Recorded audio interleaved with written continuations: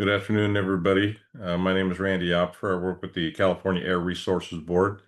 We're going to begin in just a few minutes. Normally, with the Zoom calls and webinars, we have to wait until everybody's able to log in. So that's going on right now. As soon as the numbers level out, I will start the actual presentation. But hold on for just a minute or two. Thank you.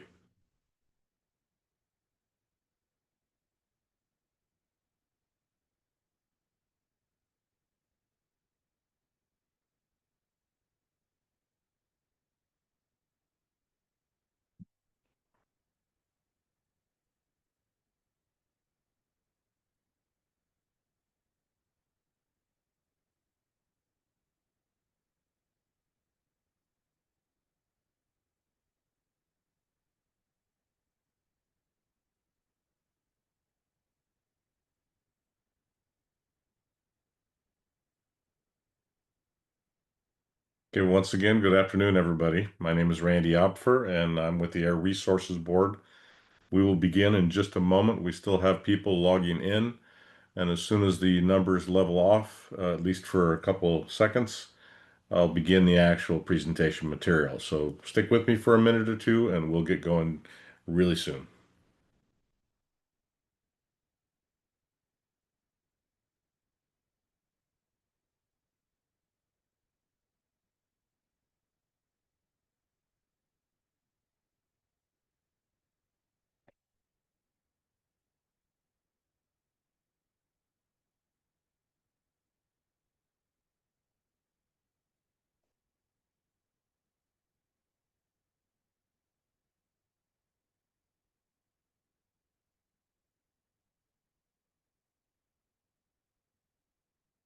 Okay, it looks like we're starting to level off, so I'm ready to get going.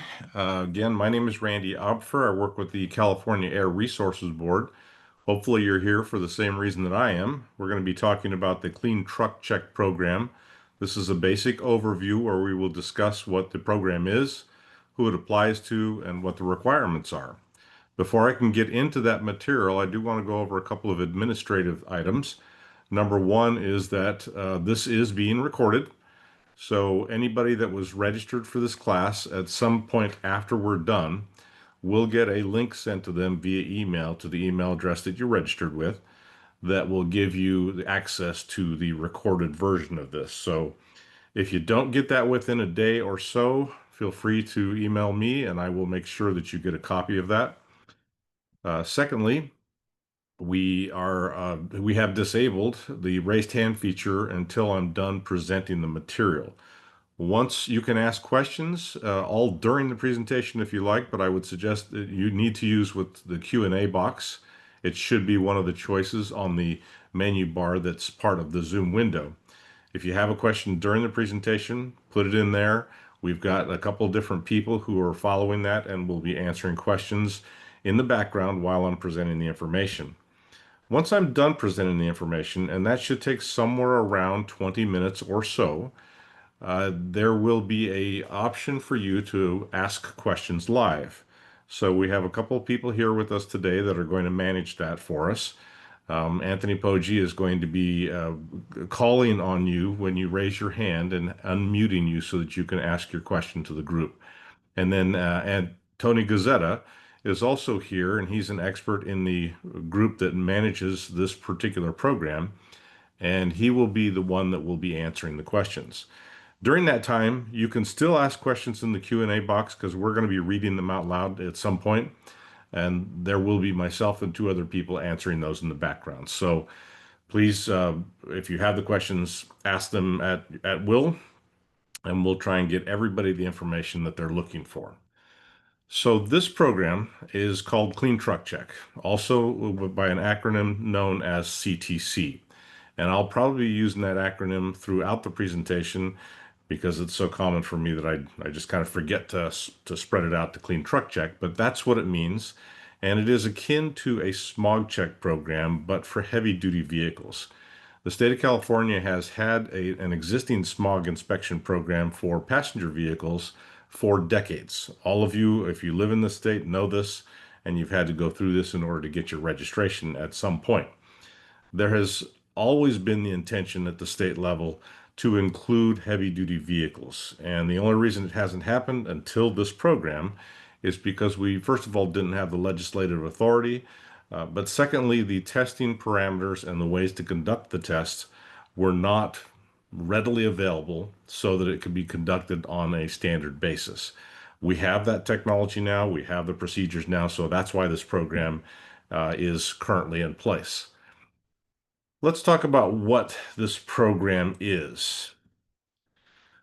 Clean Truck Check requires any diesel or alternatively fueled vehicles with a gross vehicle weight rating of more than 14,000 pounds that operates on California public roads and highways to pass essentially an emissions test if you want to keep operating that vehicle in the state. As I said, it's meant to be similar to the California Smog Check program, which doesn't actually currently include the heavy-duty vehicles. Some people have said that this is a new thing and that we've never tested for vehicles or required vehicles to be tested, but that's not exactly true. There has been a program put in place since 1992, and I will mention it briefly a little bit later on, that required certain people in the state operating diesel vehicles to go through a regular testing procedure. This was called the periodic inspection program, smoke inspection program, and that has been around for decades. This new program is intended to replace that and has replaced it, and we will talk about what the program is and how it works. There are some vehicles that do have exemptions. We'll talk about those too, but anyway, let's get going on this. So, how to comply with this rule? There are three basic tenets to complying with the Clean Truck Check program. First is if you operate the vehicles as I described on California state highways and roads, then you're required to report those vehicles into a reporting system called CTC-VIS or VIS. This is not an option, and it does apply to vehicles that come from out of state. They just it has to be registered. If you're operating the vehicle in the state of California, this program applies to you. The second tenet of compliance involves an annual compliance fee per vehicle. This is something that the state legislature included in the legislation, and we had to enact that when we were putting this together. And the final and perhaps the most important part of this program is passing an emissions compliance test. The test has to be completed and the information has to be uploaded to the Air Resources Board to this database in order for you to pass the actual test. And since it's connected to the DMV registration, you will need to pass it in order to keep that vehicle registered in the state of California. Here are some example vehicles that are included in this program. It includes trucks, motorhomes, buses and school buses, cargo vans, tow trucks, government-owned vehicles, and personal vehicles. In order to determine whether or not your vehicle is part of this program, the first thing you should do is check to see what the fuel is that you're operating on. If it is running on diesel or some type of hybrid system, then you're part of this program. At least that's the first part that you need to know. If you run on gasoline, I'll probably say this again, if the vehicle runs on gasoline, it is not part of this program. So we're checking the fuel first, and then this program will apply to all diesel vehicles, trucks, and buses, as long as the gross vehicle weight rating is over 14,000 pounds. Now, many people have asked me, where do you find this gross vehicle weight rating, or GVWR? Generally speaking, most vehicles will have a label on the inside driver's door jamb. This is for a standard vehicle that actually has a driver's door. If you have a bus that doesn't have a driver's door, it'll probably be on the header above where the driver sits. This label is going to give you lots of information. Most of it is applicable to the manufacturer of the vehicle, and it deals with where the vehicle is allowed and what road fees are associated with that vehicle. The one piece of information that you need to know in order to understand whether this program applies to that truck or that vehicle is the gross vehicle weight rating, and that should be on that label. It may say gross weight. It may say GVWR. It may say GVW. It may spell out gross vehicle weight rating. They all mean the same thing, and it's not something that can easily be changed. In fact, once it's assigned by the manufacturer, it's really practically impossible to change that number. So if you find those two pieces of information, the fuel of the vehicle and the gross weight, you have an idea whether or not this applies to you. Let's see here. Some common categories of vehicles that are excluded from this might be emergency vehicles, health and vehicles defined in the Health and Safety Code as emergency, gasoline heavy duty vehicles. I told you that just a second ago. Those are going to be part of the Bureau of Automotive Repair smog check program, and they will be going through a similar kind of test. If you have any vehicle that has no emissions, zero emission heavy duty vehicles, they will not have to do any testing associated with this program. And the final one that I'd like to mention is related to vehicles that are operating under a governor's executive emergency order. That is something that doesn't happen very often, but when it does, we need to make sure that the emergencies are handled as quickly and completely as possible. So we do not apply our regulations while that is happening, but it does have to be an official governor's executive order or an emergency declaration. Some things I want to mention here, some key points though, is there is, especially when related to motorhomes. Okay, so I did say motorhomes fall under this rule. This would be any motorhome that is registered in the state of California, not operating on gasoline. If it's operating on diesel or some form of hybrid fuel that is non-gasoline, then and it's over 14,000 pounds, it does have a requirement to comply with this test. That's something relatively new. Motorhomes have been excluded from some of our other regulations, but they are brought into this one. There is a registration and annual reporting requirement, and you do have to pass the testing. The one thing I want to make sure you're aware of, though, because we've heard this multiple times from people who are calling us up to ask about the program, is that there is no ban on the use or sale of motorhomes in this state. It's just that if you have one registered and it meets the requirements as far as fuel and weight, there will be a reporting, registration, and testing requirement in order to operate that vehicle legally in the state of California. So, Clean Truck Check requires diesel, as I said, and ultra-fueled vehicles with the greater gross weight, greater than 14,000 pounds, that operate in California, to pass this compliance test to legally operate. It's meant to be similar, as I said, to the smog check program, and it replaces the periodic smoke inspection program that has been in place. One thing that's new on this particular slide is the idea of a sprinter van. So there are a number of these things. I can't believe how expensive they are, but anyway, they are out there and a lot of people love them, and many of those vehicles are part of this program. You just have to go back to what I was saying are the requirements. Is the vehicle running on gasoline or not? If the answer is it's not, then it's possibly in this program. The next question, what's the weight class of the vehicle?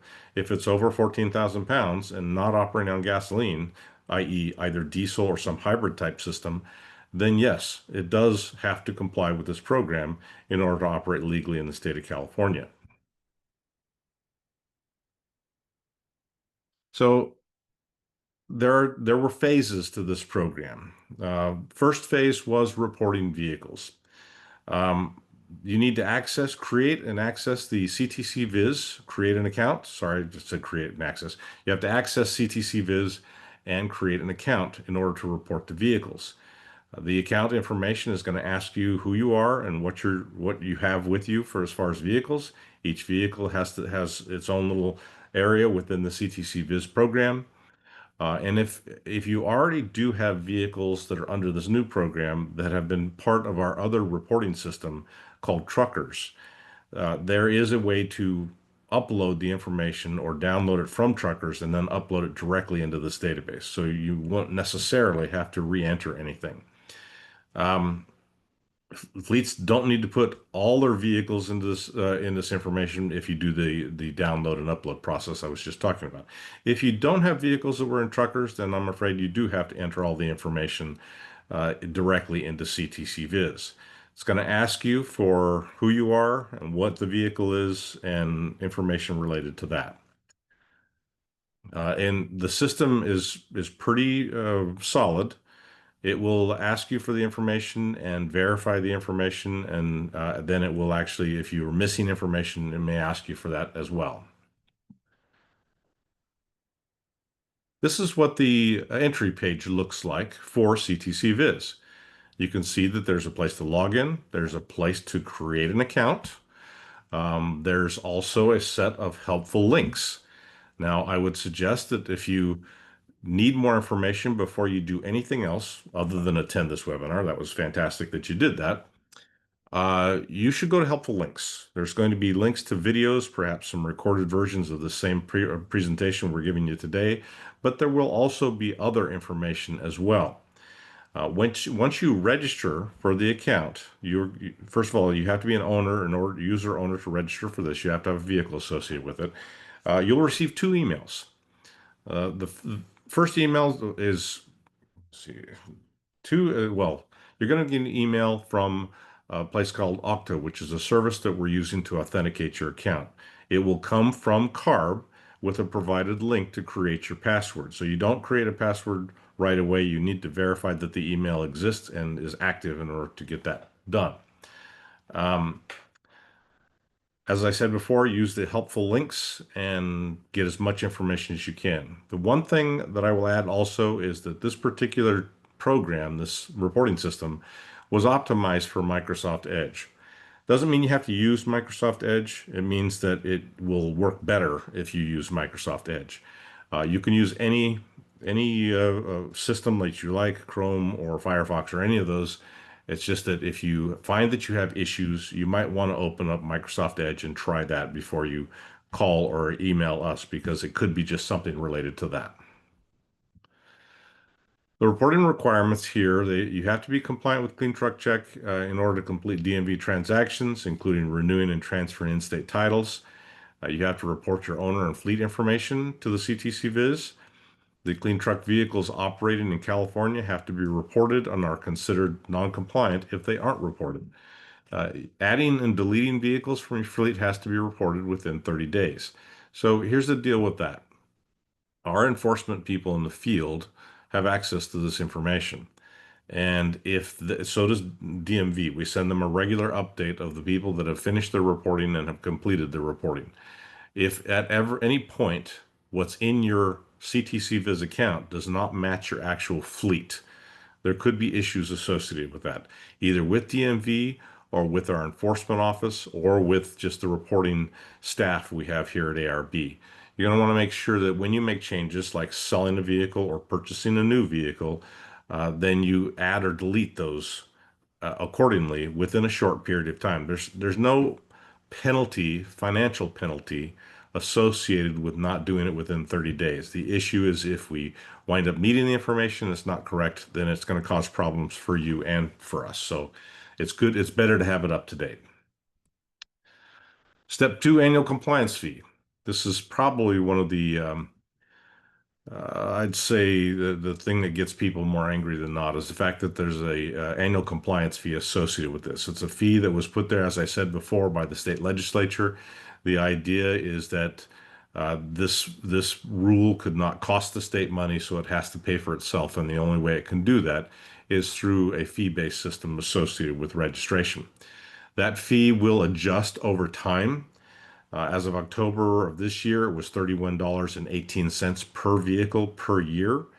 And if there is a vehicle that is reported and does not have that fee paid, it doesn't matter what you test or how you tested it, it won't be considered compliant until both things are done. It's got to be in the system and the fee has to be paid before any compliance status is going to be determined. If you have, you can use any form of credit, debit, or e-check. There's no checks, paper checks that are being associated with this. And if you have a number of vehicles, like a large number of vehicles, there is batch options available for taking care of this. Once the vehicle has been reported and that compliance fee is taken care of, and you pass an emissions related test, which we'll talk more about the emissions test in just a moment. But that is when you have the ability to print out a certificate of compliance. This is an example that you see on the page before you. It is just a sheet of paper that basically gives your basic information, the information about the vehicles and or the fleet, and says that you're compliant or not compliant. This is not something that ARB uses to determine compliance. This is something that can be used by the owner of the vehicle to give to somebody that's asking them for a compliance demonstration. One of the issues, I shouldn't say issue, one of the items that has been associated with a number of our regulations over time is that part of the regulation requires anybody hiring somebody to do work using a vehicle that is under a regulation like this. They're required to hire compliant operators and compliant vehicles. Well, it's up to them to figure out how or when that vehicle is compliant, if it's compliant. And if they don't check at all, then they could be subject to penalties from our enforcement office. So they oftentimes will ask the people they're hiring for something that demonstrates compliance, and that's what this piece of paper is. The reason I expanded on that is because we have had people who come into our enforcement activities out in the field, and they will hand a certificate and basically say the certificate says compliance, and they think that they're compliant, but the enforcement people are going to do a field check. Looks like Lena has a hand raised. I must have said something wrong. Lena, you're still on mute.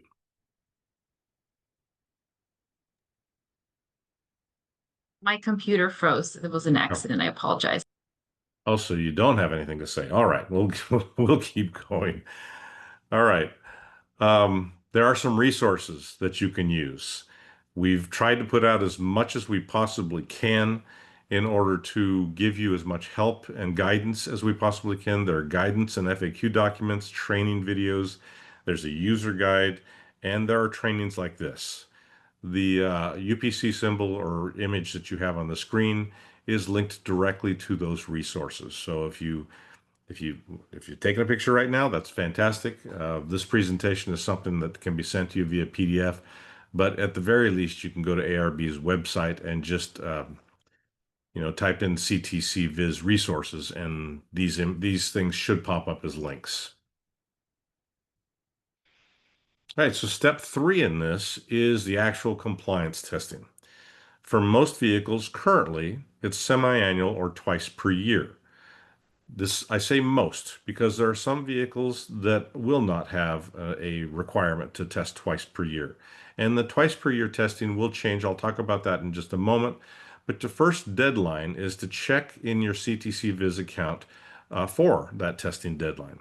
It is associated with your DMV registration, and your DMV registration should be once per year. But depending on the time of the year, it could be that your testing requirements are still coming sooner than your DMV registration requirement. So you have two deadlines, generally speaking, one whichever is the nearest for in the CTC-VIS account, and then 6 months from that first deadline. Now, when you test is really up to you, but you have a 90-day window prior to whatever those test dates are where you can submit passing test information. Once you have a CTC-VIS account as well, then you will be sent a regular email, a monthly summary of your account, and it should give you an information about which vehicles in your fleet are required to test within the short period of time. So that's how you find out when you test, and that's how often you test. I don't know if it'll come up later in the presentation. My mind's a little bit blank on this, but this number of tests will change in 2027. It's going to go from the current 2 times per year to the next phase, which is 4 times per year for most vehicles. Now, we'll talk more about that in a moment, but just so you understand, that is on the horizon. The emissions compliance testing is for motorhomes, personal use motorhomes and agricultural vehicles when I said most people have to test twice, this is the ones that don't. These are the ones that don't. The compliance emissions testing for personal use motorhomes registered in California, as well as those vehicles that are registered as agricultural vehicles in California. The deadline for testing is based on the DMV's registration due date, and that 90-day window still exists. So whatever your registration date is, you've got a 90-day window prior to that to test on an annual basis. Now, one of the questions that came up recently is how do I get my vehicle designated as one of these two types? We do check that, but it has to go through the reporting system. There are requirements in order to get your vehicle listed as an ag vehicle because DMV registration doesn't show us necessarily that it's used for that purpose. So we do have some requirements, additional information that you have to give us and attest to in order to get the agricultural designation. Generally speaking, motorhomes, when we look at that information in DMV, it tells us that it's a motorhome. But still, you may be required to provide additional information. I keep saying test. So now let's talk about what that is and what that means. There are two basic types of tests, and it depends on the age of the vehicle. So for any vehicle that is running diesel and has a 2013 and newer diesel engine or diesel hybrid engine, you're required to do what's called OBD testing or onboard diagnostics. OBD or onboard diagnostics is the computer system that basically manages and runs all the emissions related components as well as other components on the engine. It's a computer, and the OBD test is more or less just a download of information from that computer that tells us whether or not the vehicle is operating under normal parameters. If you have a 2018 and newer alternative fueled or hybrid alternative fueled engines, then that also is considered OBD. If you have anything older than that, so this would be 2012 or older diesel engines and 2017 or older alternatively fueled engines, then you do not have to do the OBD test. In fact, most of those engines will not have an OBD system, so it's impossible. Some do, but they aren't standardized. The 2012 and older diesel engines will need to go through two types of tests, and it's considered one test. An opacity test, where you measure the smoke, that's the SAE J1667 test, and then also a visual inspection. I don't know if any of you have remembered watching the smog techs at a regular passenger vehicle smog inspection station do a test, but they walk around with a clipboard and mark things on a piece of paper. What they're doing is checking to see that things are hooked up and appear to be functioning on the engine, the emissions control components.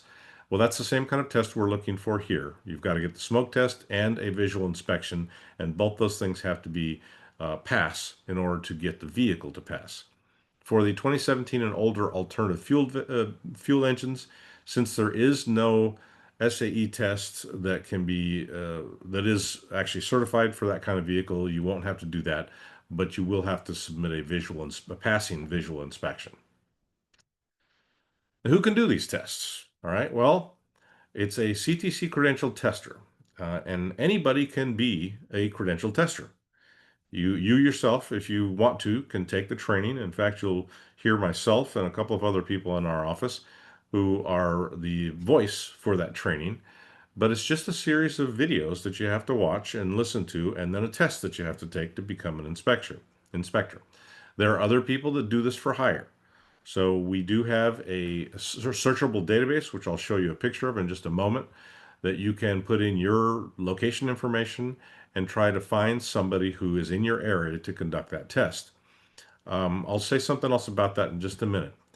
If you decide that you want to become a credentialed tester, there is no cost to that training I was talking about or the exam. It's just a matter of sitting through the training and passing the exam. And there is no credential necessary when using a CARB-approved continuously connected OBD telematics device. That might confuse some people. The telematics device is associated with something called a telematics service provider. Many truckers are already using a company that has a device in their trucks that monitors the use of the truck for DOT purposes.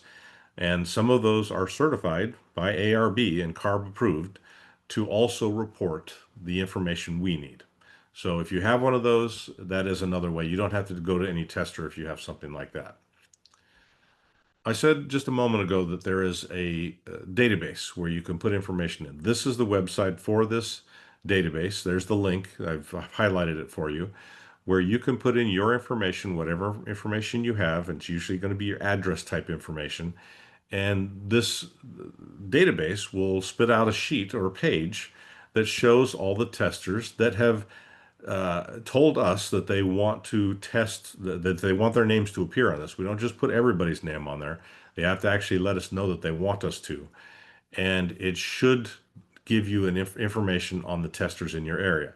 One thing I need to say about this is that it is pretty fine in that if you put a zip code in there, it will give you all the testers in that zip code. It will not give you the testers that are nearby that zip code. So if you live in a metropolitan area with hundreds of zip codes, you might have to do a little searching. You can put in a city, and that might be better because sometimes there's more zip codes in a city, but it does have that limitation. So keep that in mind. Now, the devices that are used for testing have to also be certified by our agency, CARB, the California Air Resources Board, in order to even be used for this particular testing program. If you do not use a CARB certified testing device, then you are not taking a test that's associated with this program. The devices can be, you can see the list. They're on the web page that is linked here. And if you happen to be from a company that wants to certify a device, you need to talk to our engineering staff and give them the information they're looking for in order to determine whether or not the device can give us the information we want. One of the other things that we've got questions from the public, the public with trucks yourselves, hopefully, is what are we doing aside from the reporting system and the testing procedures that I've already outlined? Our enforcement division does do regular enforcement checks out in the field. In the picture, you can see a device that they're using. This is a remote emissions monitoring device, or REMD. It is just an upside down L, basically. There's a pipe on the top and on the bottom that draws in an air sample as a truck passes under it, and it will collect a sample, an instantaneous sample. Instantaneous is probably the wrong word to use because it does take upwards of 90 seconds or so for that information to get into the monitor that it's attached to and actually give us a reading of the emissions of that truck. Now, this RAMD device is a screening tool. It is not something that we can write a ticket on.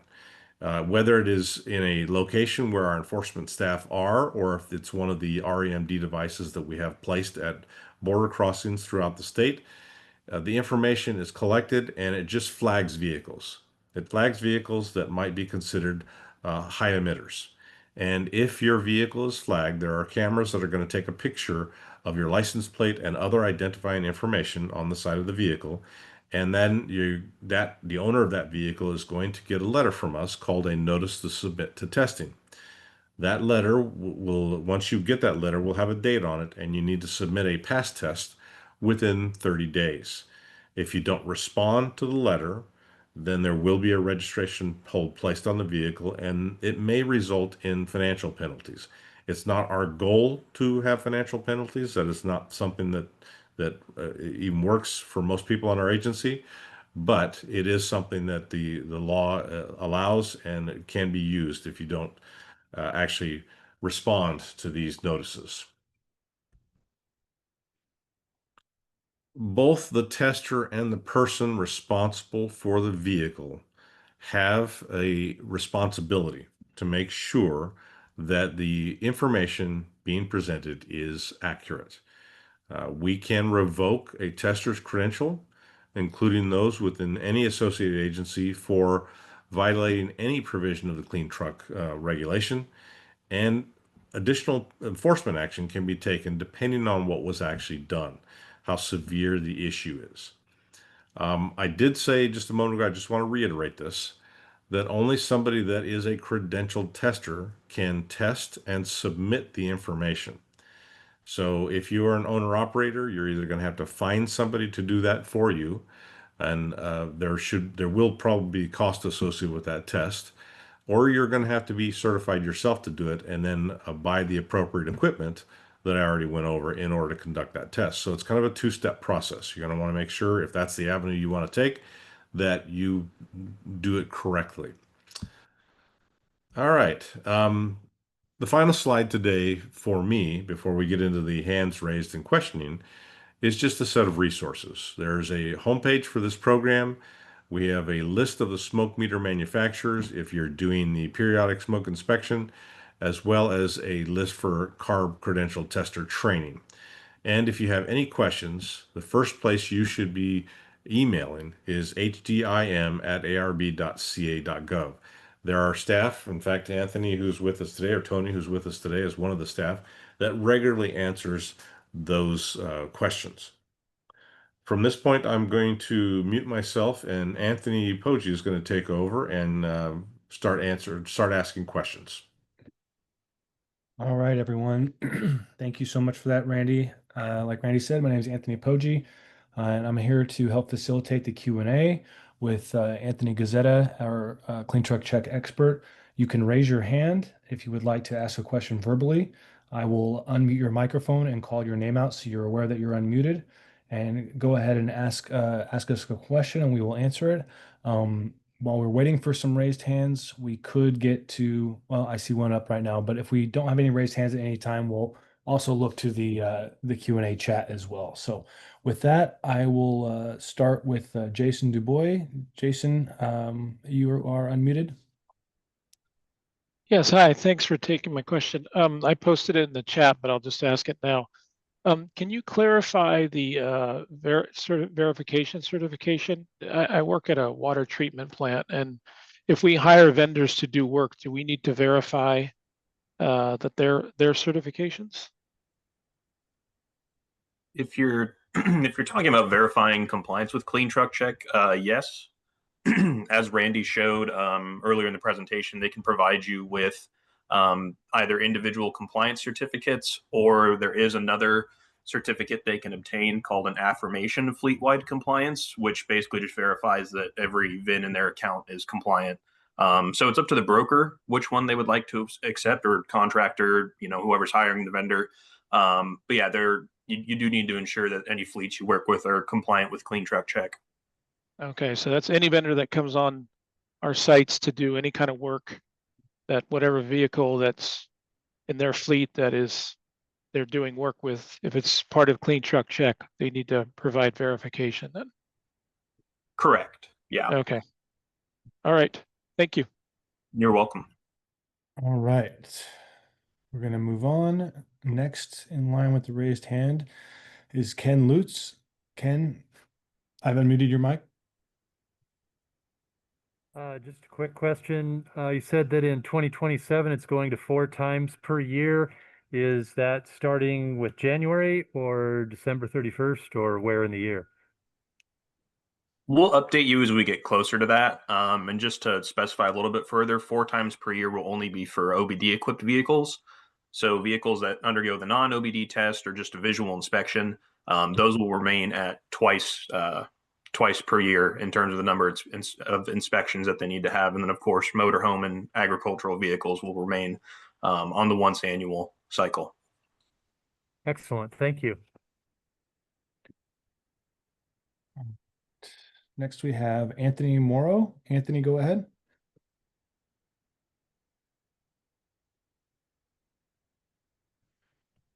Let's see.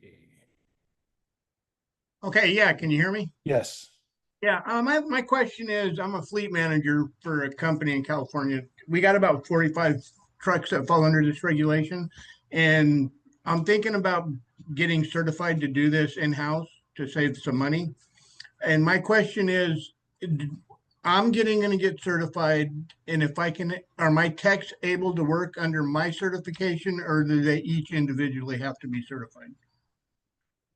Each tester would have to have their own tester ID. So Okay. they would need to have their own, they would need to go through the tester training course and exam and pass the exam, and have their own individual credentials in order to complete tests. Okay, even though we're at the same company. Correct. Yeah, it's just to ensure that every single tester has gone through the training course and exam, and essentially knows what they're doing. Okay. All right. That's all I had, brother. Thank you. You're welcome. Thank you very much. Next, we have Michelle Strader. Michelle, I've unmuted your mic. Go ahead.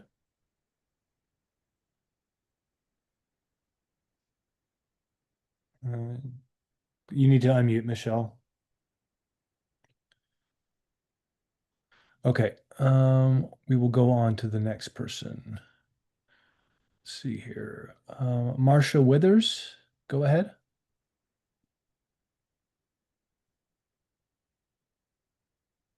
Yes, my question is involving if a driver has their deck removed, will that affect this emissions test?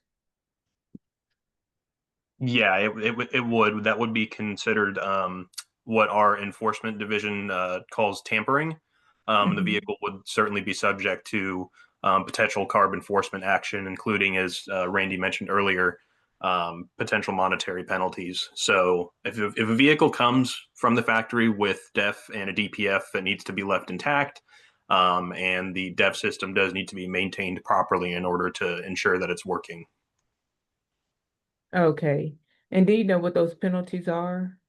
I can't speak as to what exactly the monetary amount would be. That is more under the discretion of the enforcement division. Okay. All right, Marcia, do you have anything else? No, that was it. Thank you. Thank you. Okay, next raised hand, we have Jason Roderick.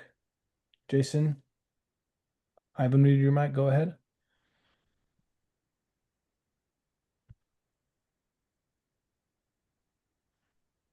Jason, we can't hear you if you're talking. You don't seem to be muted. We'll go ahead and move on. And Jason, we'll come back to you. Let's see.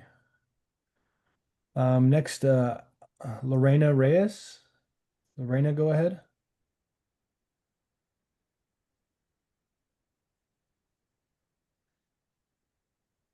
Okay. Lorena, we can't hear you. We're going to go ahead and move on. Keep your hand raised. We'll get back to you. Next, we have Josie Flores Chavez. Go ahead, Josie. Yes, hello. So Hi. we have reported to arbors and truckers. Does Clean Truck Check replace those two? No, it does not. Arbor is associated with portable equipment, or not portable equipment, but things like TRUs, reefers, and then truckers is for compliance with the truck and bus regulation. Clean Truck Check is a separate program from both of those. Very well. Thank you. Thank you so much, Josie. Give me 1 second here. All right. Next, we have Rosario Juarez. Rosario, go ahead. Hi, can you hear me? Yes. Okay, perfect. So if we were to have one of our mechanics become a certified tester, how do we know which smoke meter to purchase? And do we need to purchase two separate meters depending on the type of test that's required, the OBD versus the non-OBD? Yeah, so if your fleet has vehicles that are non-OBD and OBD, so if it has both of those categories, you would need two separate devices to perform the correct test on each vehicle. As Randy put in the link here, or sorry, on this slide here, we do have a link to the CARB certified smoke meters as well as CARB certified OBD devices, including some continuously connected devices, which are also known as telematics. But yes, if you do have different configurations within your fleet, you would need to purchase two separate devices in order to perform the correct test on all of your vehicles. But it will let me know on your list, it will let me know which Are you- test that device is for. I can no longer hear them if they're speaking. Okay. I could kind of hear them for a second. Are you still there? Yeah, I am. Can you hear me? Yeah, go ahead. Now we can. Okay. So on the list, when I look at the list of different devices, will it specify if it's for OBD testing or the other testing?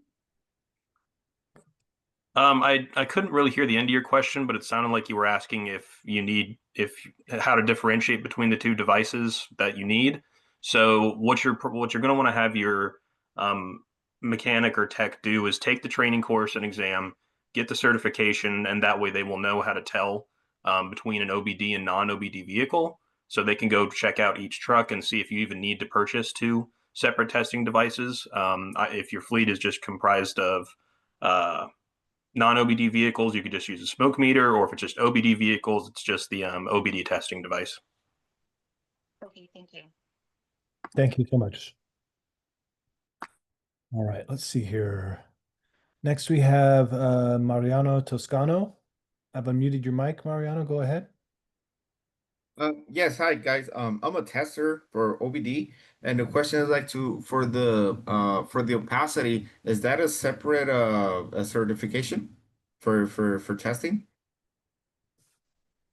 No, it's not separate. As long as you pass the credential tester training course and exam, you should be certified to perform the non-OBD test as well. There are some courses offered by community colleges called CDET courses, CDET. Those are paid courses, but it will kind of give you more of an in-depth idea of how to use the smoke meter. But as long as you're a credentialed clean truck check tester, you should be able to perform the non-OBD tests.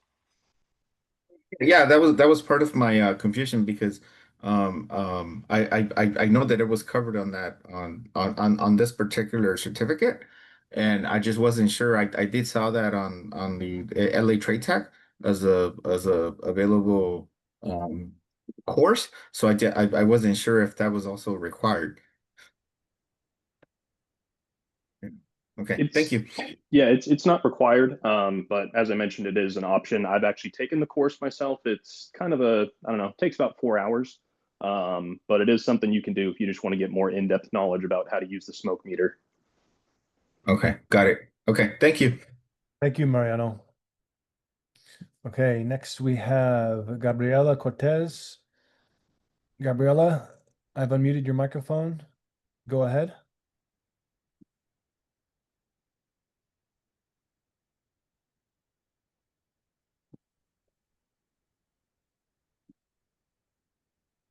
Okay, Gabriela, we'll come back to you.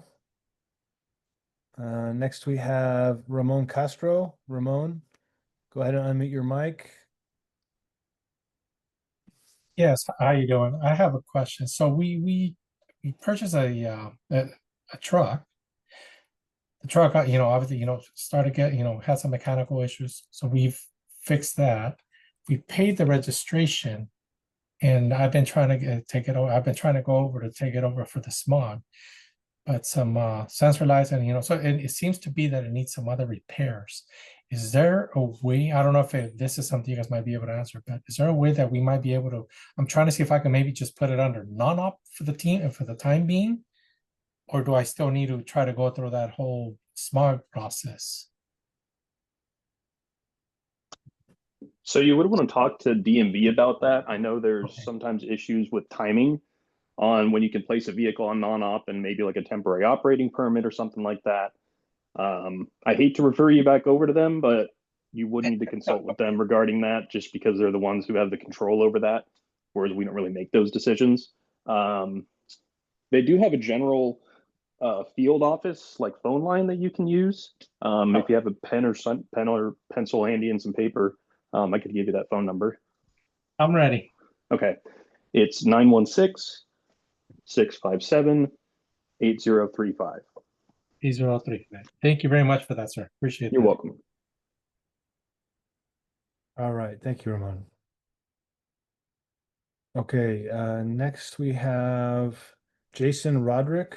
Jason, go ahead and unmute your mic. Hey, can you hear me? Yes. Okay, great. So we are a used truck dealer that sells used trucks. And what I've been running into lately is we test all our trucks here so that it's a convenience for the customer. So then when they, if they buy the truck, it's ready to go.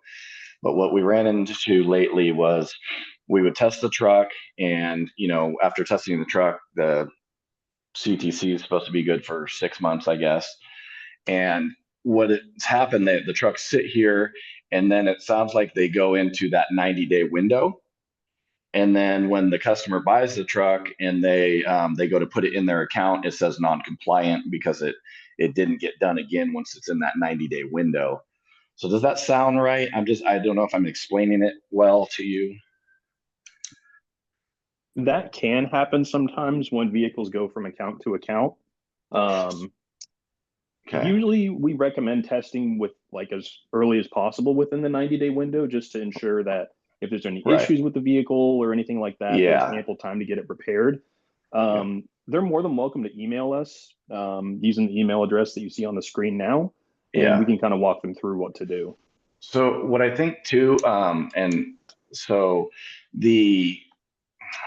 so when we test them, they don't go into an account at all until the customer buys it. So that's the first account it's going into. So if we put it into our account and then it was compliant and then transferred it into theirs, would it be good? Like, because if it's in my account, it's good for basically 6 months, correct? You can do it a couple days before or whatever.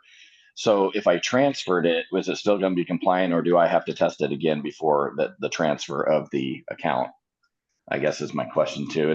It's been a weird deal.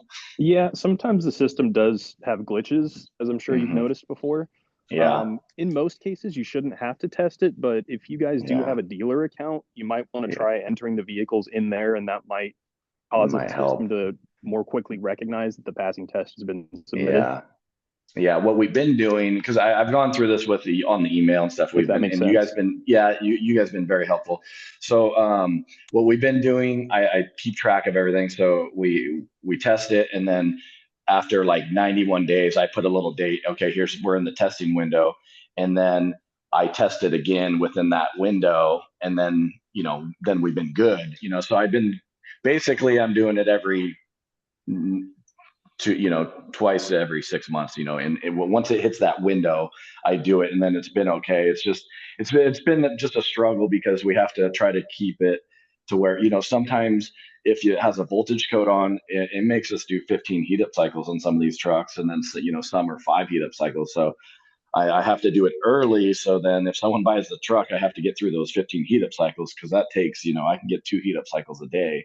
But it's it's just a juggling act. So I was just kind of seeing if you guys had any a better way to do it. But I mean, it's been working. It's just a juggling act with all these trucks, because we have about 120 trucks, in the yard. So it's just constant.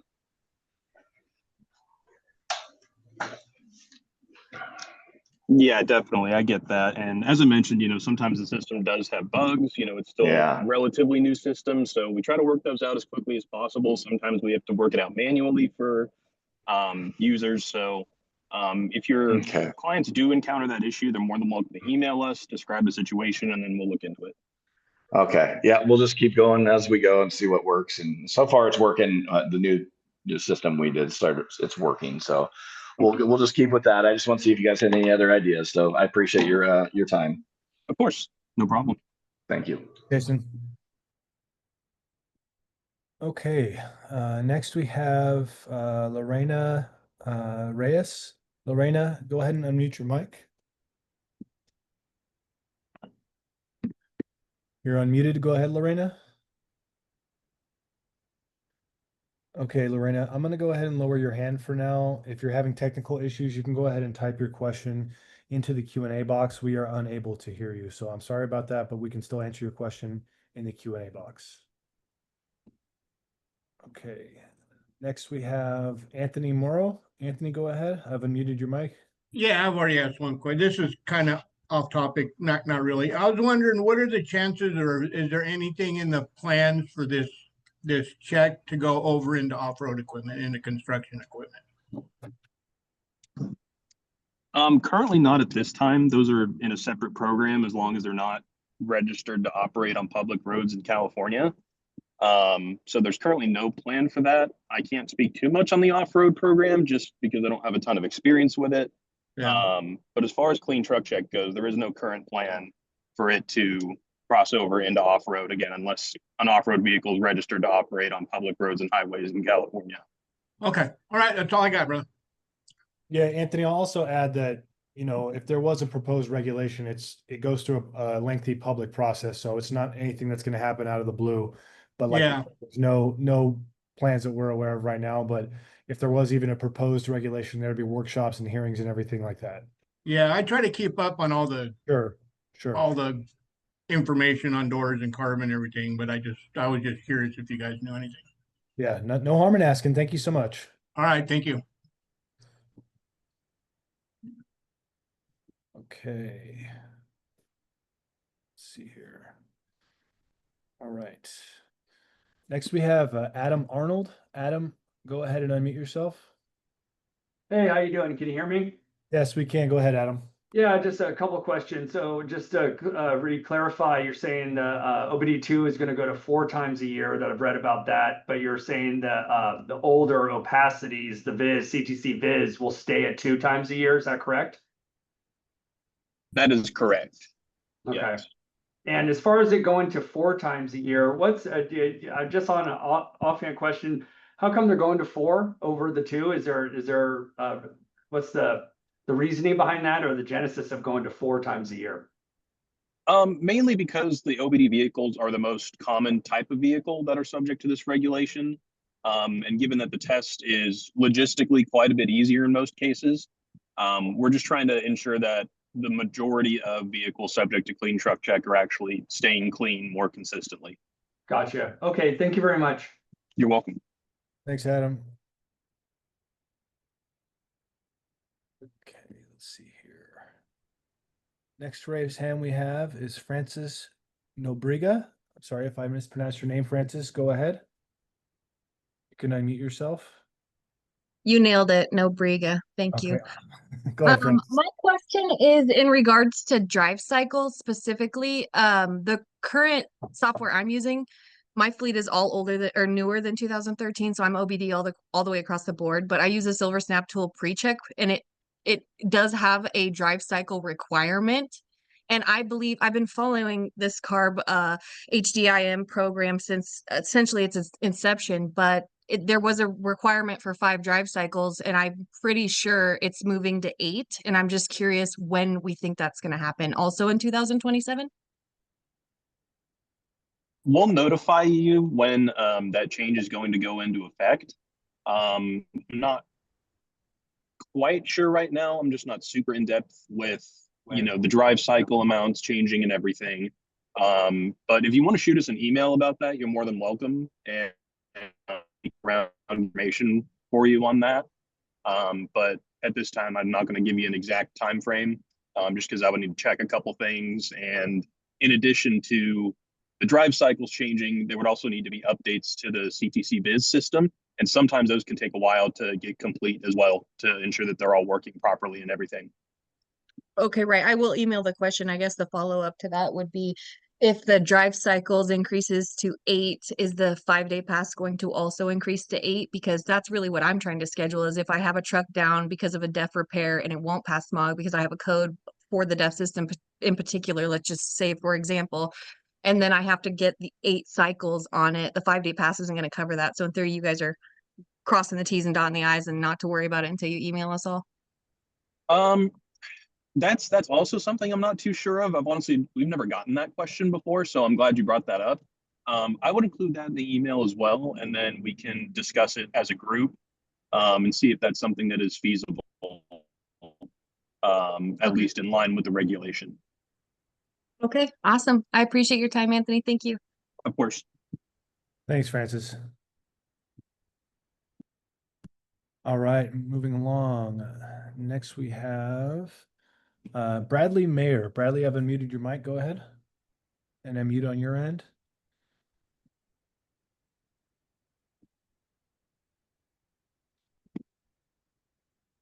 Okay. Can you hear me now? Yes, I can hear you. Go ahead, Bradley. Okay, perfect. I have a 97 Mitsubishi Fuso, and for a while I was reporting it for low mileage through Trucker. As things have moved on, do I still need to keep reporting it for low mileage?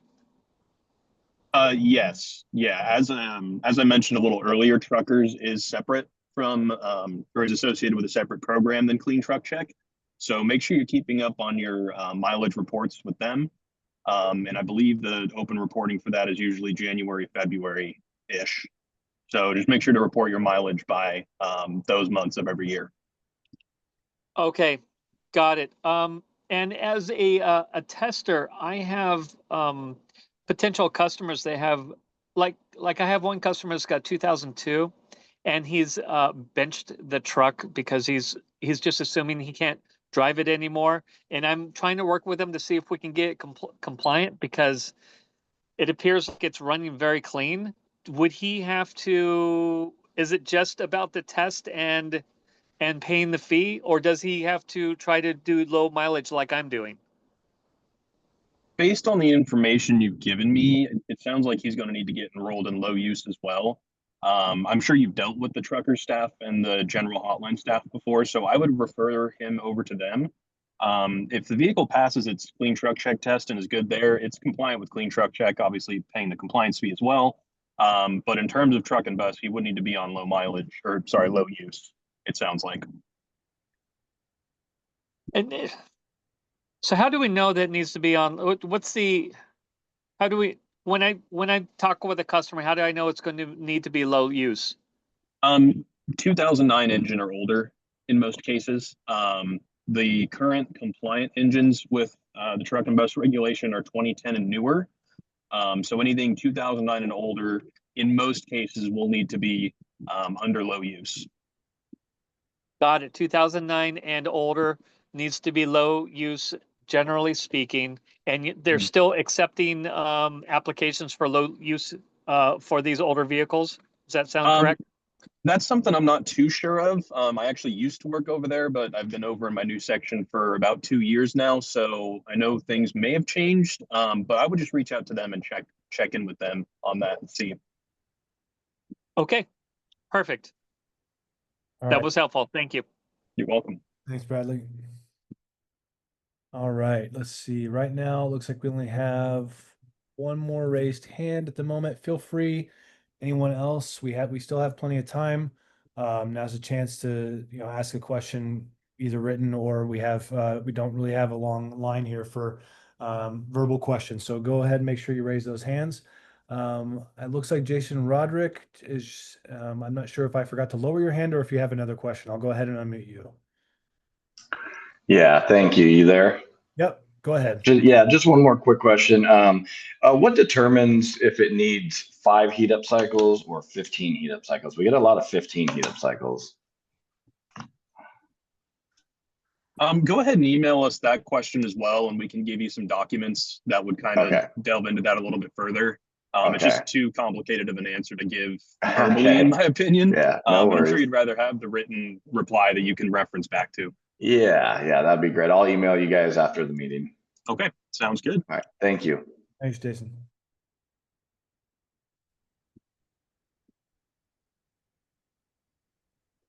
All right. At the moment, I don't see any raised hands. I'll go ahead and read a question from the open questions here in the chat. Let's see. All right, from Sherry Edison. How do you remove a DMV hold via CTC? I am not sure I have seen anything on the CTC site. Go ahead, Anthony. Can you help us out with that one? Yeah, so in order to remove a DMV hold, the vehicle would need to be compliant with clean truck check. So basically it would need to have its compliance fee paid, assuming that it's due at this time, as well as be up to date on the semi-annual testing. And then usually that information is communicated to DMV within a short time frame. And then you can, either call them using that number I previously gave, or visit a DMV field office. Again, assuming everything shows compliant in the CTC-VIS account, you should be able to get registration, assuming that there's no other issues with DMV or potentially another CARB program. All right, thank you very much. All right, next question is from Brant Bergall. His question is, any idea when testers will be required to verify their information? Is there like an annual confirmation to make sure your information is still correct or anything like that, Anthony? Yeah, usually we send out periodic emails to the testers. And that's one that I know doesn't go out super often, but I'd say it goes out 2-3 times a year to ensure all their information's up to date. So yeah, I would just keep an eye out for that email if you are a tester. And if you aren't a tester, you can always reach out to us about a specific tester and ask if their information is valid, they have their tester credential and everything like that. Okay, thank you. Okay. And the next question is from Lorena Reyes. She says that they are, and I know we talked to Lorena earlier. She says that they're having a lot of issues when they sell a used truck for not being CARB compliant. When they're transferred, they're not CARB compliant, and they have to depend on the buyer to add the vehicle to CTC and to get it compliant. Is there a better and easier way to make vehicles CARB compliant? Go ahead, Anthony.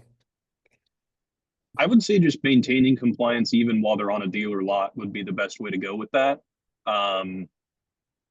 Yeah, outside of that, I can't really think of anything else. I mean, the vehicle has to be compliant for DMV to be able to process the transaction. So I would just, if you are a dealer, I would just maintain compliance of all the vehicles that are currently on your lot by having a CTC-VIS account for the dealership, making sure all vehicles are reported there, up to date on compliance fees, and up to date on testing as well. Okay, thank you. All right, we still have 5 open questions. I know staff is working on answering those. We do not have any raised hands that I can see. I'll just remind everyone that while we're here, we know sometimes folks have trouble getting through to the call center. They're very busy. Here's a great chance to talk to Clean Truck Check staff and get your questions answered if you'd like to ask a verbal question. We still have 250 participants in the room. We're not in a hurry at the moment to get out of here. So please feel free to raise your hand, and staff is working on answering written questions as well. And raised hand, we have Mario Velasquez. Mario, go ahead and unmute your mic.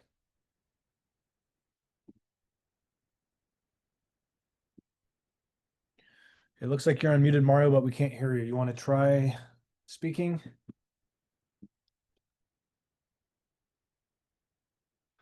We're not hearing anything on our end, Mario. I'm sorry. I'm sorry, can you hear me now? Yes, we can hear you now. Go ahead, Mario. Okay, hello, how you doing? Good. Question. So if my trucks only haul agricultural products, do they fall under the 1 time a year testing? I would go ahead and email us that question as well, and we can send you a fact sheet that clarifies what exactly our definition of an agricultural vehicle is. If your vehicle meets that definition, you can update its status. You need to submit an agricultural vehicle attestation form, but it's usually a pretty simple process. There's just a few fields to fill out and a signature that needs to be made. And again, this can all be done through your account. But yeah, go ahead and shoot us an email and just request the agricultural vehicle fact sheet or the definition of an agricultural vehicle under Clean Truck Check. Got it.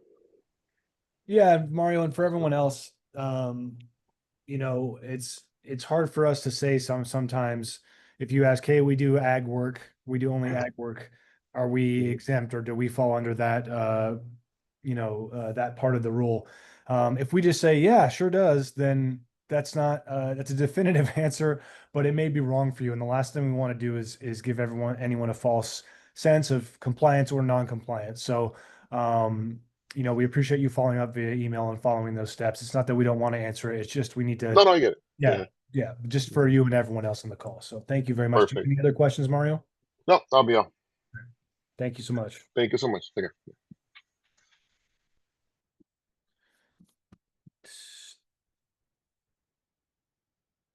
All right, we'll go to the chat here.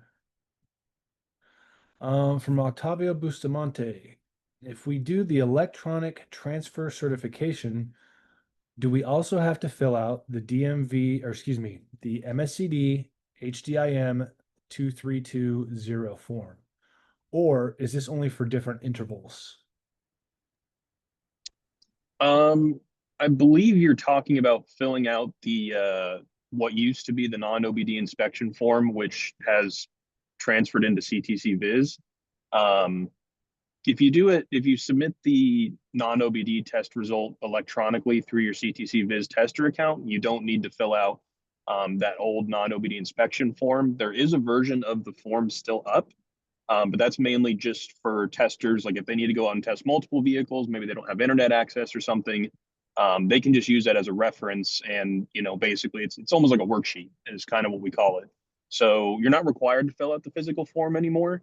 As long as the submission is made through your CTC-VIS tester account, that's all that we need. Thank you so much, Anthony. And if you have any more, feel free to raise your hand and ask that question verbally when we're talking about forms, and we're referring to them as the form number versus the form title. Sometimes it's easier over verbally to go back and forth and make sure we're talking the same language. But hopefully that answers your question. Thank you. Okay, back to the raised hands. We have Ken Lutz. Ken, go ahead and unmute yourself. Just wondering, since there's in 2027 going to be every 4 times a year, which is almost every 90 days, is that going to be tied into CHP's requirement to inspect the vehicle every 90 days? That I'm unsure of. You might want to talk to CHP about that. I just can't really comment on other agencies' this is what I'm looking for, policies. So I would maybe check with CHP on that. I'm not sure what they base those 90-day intervals on in terms of the dates. So yeah, I would look for like a support number or an email address for them, and I would bring that up to them. Anthony, I know we don't comment on other agencies' policies, but the phrase he used was tied in. There's nothing, even if they do have the same 90-day intervals, there's nothing about even if the quarterly 4 times a year testing, there's nothing about CTC testing that's relates to or needs to be involved with the whatever CHP require or the DOT inspections, right? Even if they have a similar interval or whatever, Yeah. there's nothing that says like these will be done at the time of this other inspection. There's nothing like that in the reg, correct?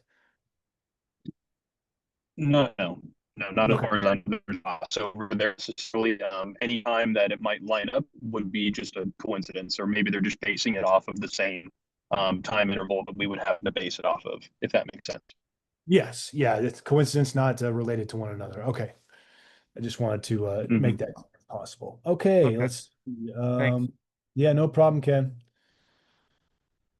All right, let's see. I'm gonna go to the chat. Sherry, let's see. Eidson, I hope I said that right. She says that she long-term leases many heavy-duty vehicles whose clean truck check account should these be listed under? The lessor, excuse me, or the lessee? I have heard some conflicting information. Yeah, go ahead and email us about that. We have an FAQ that we'll send you. It's again, it would just provide you with written there that you could reference back to. Yeah, go ahead and email us about that. I think for the long-term leases, it's usually the lessee who is responsible under 1 year. If the lease is less than a year, it is up to the lessor to handle that.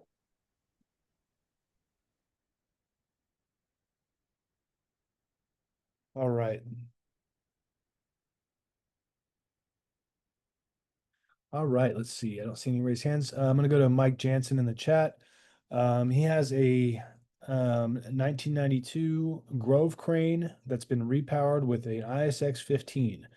He wants to know, my question is,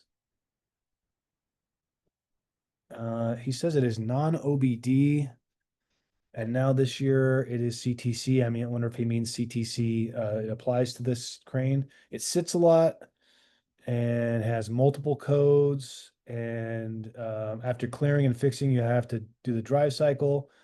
So he's saying this truck doesn't drive. They don't drive this over the road, and they don't do enough cycles. It doesn't do over the road to do enough cycles to clearing the codes and all that other stuff. So it sounds like this is kind of a unique case of a Grove crane that I'm guessing is technically an on-road vehicle. If he thinks it's CTC, it falls under CTC, but it drives so little that it's hard to do the normal duty cycles to reset the codes and whatnot. Yeah, that's another case where we're kind of getting into like super specific Sure. things there. So I would email us about that case. Just provide us as much information as you can. Um, Including the emission control label on the engine would be helpful for us to determine how the vehicle needs to be tested without knowing the engine model year. I can't comment on that. So yeah, just email us, include as much information as possible, VIN, license plate, emission control label on the engine, and then we can work with you from there to determine the next steps to move forward. Okay. Okay, next we have a raised hand. The name is Anna. Go ahead and unmute yourself. Okay, you're unmuted. Go ahead and try to speak. We don't hear anything as of yet. Hi, can you hear? Yes, we can. Go ahead, Ann. Hi. So my question is, our truck is like 2019.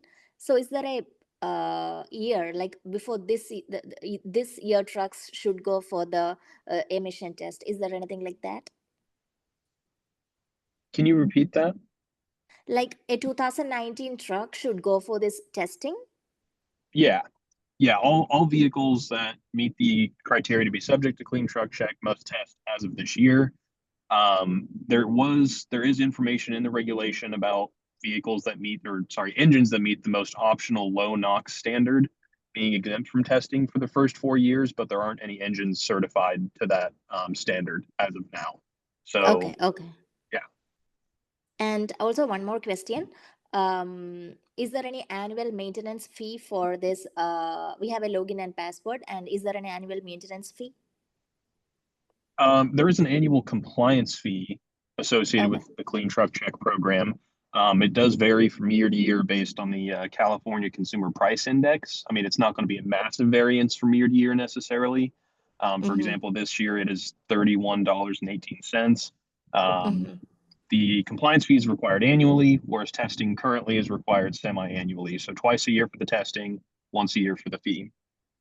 Okay. And is there any time period for this testing? Like, is this for 6 months or 1 year? The testing is good for 6 months or 1 year? It's good for roughly 6 months at a time. So every Okay. 6 months, the vehicle will have a test due date. Okay. Yeah, that's it. Thank you so much. All right, thanks, Ann. Okay.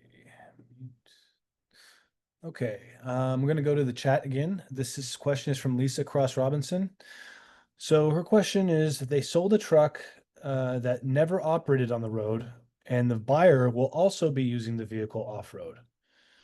She says CARB won't transfer the vehicle. I don't know if she means us or DMV, but I'm not sure which, unless they put an emission system on it.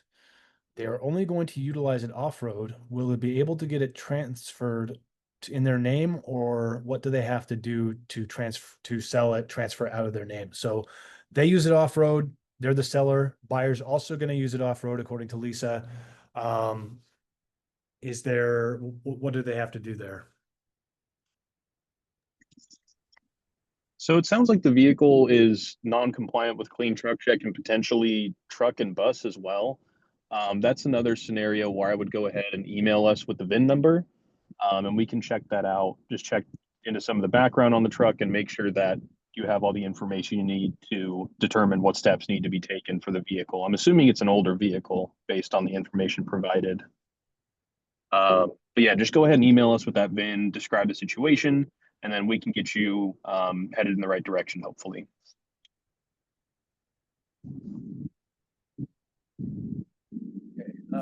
Anonymous attendee asks, is there any hope for an API or other automation option to access the test results details so we don't have to manually click on each test result in our portal list to get the test result message with DTCs and readiness details? Currently, there aren't any plans for that. The tester should be able to provide you with a test result immediately after the test is submitted in most cases. I know for the non-OBD tests, it might take a little bit longer just because the system has to process more information. But at this time, there aren't any plans for an API or anything like that. That might be subject to change, but again, at this time, nothing is planned on that front. Okay. All right. I'm going to read Gabriela Cortez's question, and then we'll go to Mariano, who has his hand raised. Yeah, so Gabriela asks, it is extremely difficult for the information on the compliance certificate not to be edited between expiration dates, especially since the DMV requires CTC compliance before assigning plates to newly purchased vehicles. The certificates then show a pending plate for up to 6 months, and some brokers won't accept this. She wants to know if there's anything that can be done about this issue.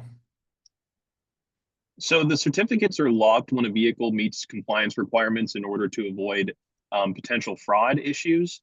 In terms of brokers not taking these certificates, that is technically their decision. As far as CARB is concerned, as long as the VIN is correct and the certificate is currently valid, the vehicle is considered compliant with Clean Truck Check. So we do not determine compliance based off of a license plate number. You can refer the broker to the broker fact sheet that is on the Clean Truck Check program page. But again, because they are their own entities, they do have their own requirements. And if they choose to go the license plate route, and the license plate doesn't match what's on the vehicle, that is their decision. But again, we use VIN for to determine compliance status and not license plate number.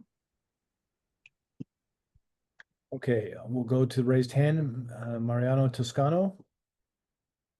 Go ahead and yourself. Yeah, so question regarding certificates under CBT accounts. So as testers, sometimes I acknowledge that for the most part, owner operators have their own account and they should be able to retrieve their own certificates out of their account. And part of the question is that at the beginning of that, I know that a certificate was emailed via PDF format, and that's kind of not a thing. It's not happening now. And I wanted to see if there's a way to actually pull a actual certificate off the CBT account. I tried that on my tester account, and I quite didn't see that option. Are you talking about an email with the test result? Yes, well, at the beginning, I understood that at the beginning it was getting done, and now it's not, the email's not going out. But is there a way to actually retrieve a certificate from the test performed on CBT? Yeah, so we do have a video online about that. That was added in the June update. So we stopped emailing out the test results, I believe, in January of this year. So if you want to go ahead and email us about that, we can get you a link to that video. Or if you just go to the Clean Truck Check page and then go to reporting resources, it'll be, I believe, in the column on the far right of the videos, and it'll say, it'll be a hyperlink that says how to print a test result or something along those lines. Right. No, yeah, like, and that's the reason why I'm asking, because I did go through the video and I kind of reviewed it, but I just I didn't see that option on my actual account. Like where you click on the specific VIN number and then you go through the tester ID and you click the filter to download it, but I don't see it. That's why I was asking if there was a change. There's no change that I'm aware of. If you want to go ahead and send us a screenshot of the issue that's happening, it's possible it is just an issue with your account by itself. That would be something that we'd have to report to our database team to get fixed, potentially. Okay, awesome. Thank you. I'll follow up with an email. All right, thanks, Mariano. Okay, back to the chat. Rosario Juarez asks, will the monthly emails for upcoming or past due inspections ever include the specific vehicles? There is no plan for that at this time. In order to check which vehicles, the monthly statement email is referencing, we advise going into your account and looking at the test details section. You should be able to filter by the next upcoming date or, within a certain date range. At this time, we do not plan to include specific VINs in the monthly summary email just because there's already so much information in there as it stands. Okay, we have one more pending question. I think Dylan's actually, and we're going to answer it live. Sorry about that. From Augustine Hidalgo, what other states are doing the Clean Truck Check program? I don't know what states off the top of my head are doing a similar program. I believe Massachusetts is one of them. And again, just to clarify, it's not the same exact program. There are, I would assume, differences, but I'm just not overly familiar with programs that are run by other states. So that would probably be something that you could search, online and see what states are doing a similar program to Clean Truck Check. But again, to my knowledge, there is no state that is doing the exact same thing. Okay, thank you, Anthony. As of right now, we have, okay, here's another written question. Will there be a future update to Clean Truck Check when we enter newly purchased vehicles into our CTC account? It doesn't automatically trigger a past due opacity test. We're working on that. Sometimes we do have to fix that manually, just because of the system logic, and it depends on whether or not it's registered with California DMV or if it's out of state. Again, it is kind of an ongoing process. But in the meantime, for brand new vehicles, just go ahead and email us with the VIN of the vehicle as well as the purchase date. And then we can fix that for you as long as the vehicle is reported in CTC-VIS and has its compliance fee paid if applicable at the time. Okay, thank you, Anthony. So as time check, it is almost 2:30. We typically go as long as 2 hours. That's not a hard and fast rule. We can't force any of you all to ask questions, but we are here. There are 200 participants in the room. We will give it a few minutes. I will repeat myself from earlier. This is a great opportunity to get a question answered pretty much right away, rather than trying to get a hold of the call center, which I know they can be very busy. They do several hundred calls a week. But we have 4 staff here dedicated just for to answer questions as best we can right now. So I'll just encourage y'all again in these last few minutes here. If you have anything else on your mind in the Q&A box, or if you'd like to raise your hand, I will give it a few minutes before go ahead and closing the webinar, as I still see almost 200 people in the room. So give it a few minutes, and then if no one has any extra questions, we'll go ahead and end.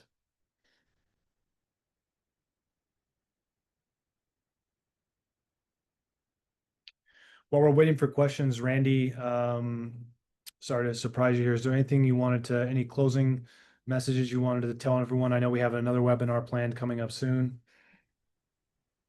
Yeah, well, you got a question there from somebody between truckers and CTC, but I appreciate the opportunity. Yeah, we do have another webinar, this exact same webinar coming up in October. I got to take a look at the date real quick here. See. Sorry to put you on the spot. I just figured while we're here, we can. Yeah, it's no worries. I'm just trying to find the actual calendar date. I think date October 29th. October 29th. Thank you, Mac. Thanks, Yeah, so Mac. this same webinar will be offered on October 29th. If you have people that want to attend or listen, please share the registration link, or we or ask them to look for the registration email that we send out. We broadcast email a couple times to make sure that it gets out there and everybody can get an opportunity to register. But you can also forward that to them and they can register. I do want to say one more time that this is being recorded, and anybody that is looking to watch this video later on, if you are registered for the class in here, you should receive an email within a day or two and actually get a link that will take you to that video. And that's probably about all I need to say right now. Okay, thanks, Randy. Mm-hmm. I'm going to go to the chat again from Lisa Cross Robinson. If a vehicle is only used off-road and is only on truckers and once sold will only be used off-road, what do we have to do for DMV to facilitate the transfer? This sounds like Lisa, apologies if I'm misunderstanding. It sounds like just a re-ask of your previous question. And I think Anthony Gazzetta asked that you email the HDIM team to make sure that we understand your situation and we can give you the correct advice. Yeah, and with situations like these, a written answer will probably be better just so that you have the written answer to reference back to if you do end up in another situation like this. Just without more information, I can't really comment on it. So, we need a VIN number. We need to know, what the registration status is of the vehicle currently, and, a few other things before we could make a solid comment on it. Fair enough. Saw a hand go up and then go down. Let's see. Dylan's taking care of the chat box. Marsha Winters, go ahead and unmute your microphone. I'm sorry, it was me. My No problem. question was, how do you know when the tests are initially due, and will you send out notifications on the renewals? So if you're talking about the DMV renewals, you'll only get really a clean truck check notice if the vehicle isn't compliant with clean truck check. But to determine test due dates, you'll want to log into your CTC-VIS account, click on My Info, and then scroll down to the test details section of the account. And that should populate the next test due date for the vehicle. Sometimes they don't show right away if a test has been recently completed, but they should show at least at the beginning of the 90-day window when the next test is due. Okay, and if you never registered for the clean truck test, once you register, it will initiate the renewal dates. Yeah, it should show the test due date for a vehicle that hasn't been reported for clean truck check yet. I'm assuming it also hasn't met other compliance requirements. It probably would have a test due immediately in that case. Gotcha. Thank you. Thank you, Marsha. Okay, in the chat, we have someone that says that they registered with a different email than the one that their email, I guess, in their profile is not correct. They want to be able to change that at a later date. Can they go into their profile in CTC-VIS and change their email information? Yeah, that's another one you'll have to email us about. We can make that change on the back end for you. Currently, that is not something that users have accessibility to, but it is a change that we can make. Okay. All right. Still 173 people in the meeting. Again, we'll give another minute or two to see if any more questions pop up before we go ahead and end the webinar.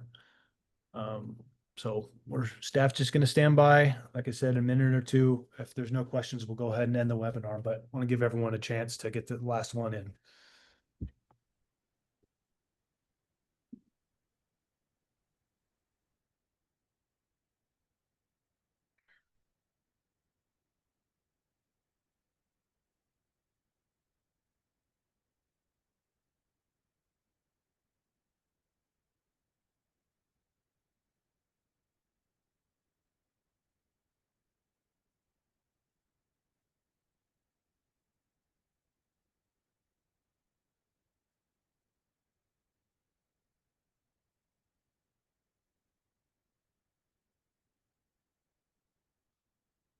All right, it does not look like we have any more questions popping up. I want to thank everyone for attending today. Those of you who we referred to the HDIM email, please follow up. Tony and his team can help you with any questions that you need to follow up on. And we will be doing another one of these at the end of October. You will get notified via email just like you were for this one. And again, thanks for participating, and we hope you got your questions answered, and have a nice day.